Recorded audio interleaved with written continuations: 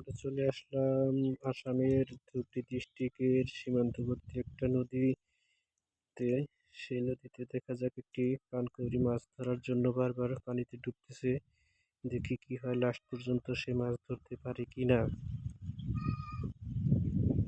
আবারও ডুব দিয়েছে পানিতে, দেখি কি অবস্থা, সে মাছ ধরতে পারবে কিনা।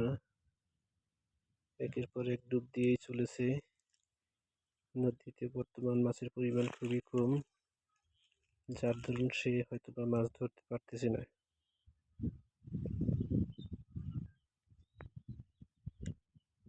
এই নদীতে একসময় প্রচুর মাছ হইতো, এখন আর মাছ হয় না, আগের মতো পানিও হয় না। দেখা যাক, তারপরও সে চেষ্টা চালিয়ে যাচ্ছে একের পর এক।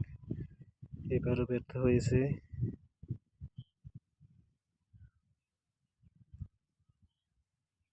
দেখা যাক কি অবস্থা, লাস্ট ফিনিশিং এ আসে।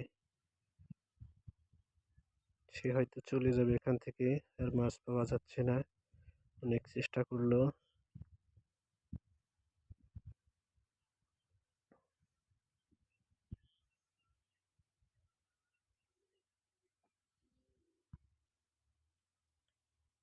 এই নদীতে এক সময়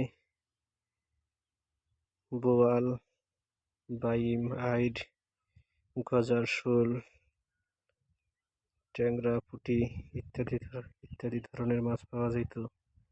এখন সেগুলো আর পাওয়া যায় না। আবারও অনেকক্ষণ হয় ডুবেছে পানকৌড়িটা, দেখা যাক এবার কি হয়। এবার হয়তো মাছ ধরেই উঠবে। কই, দেখাই তো যাচ্ছে না।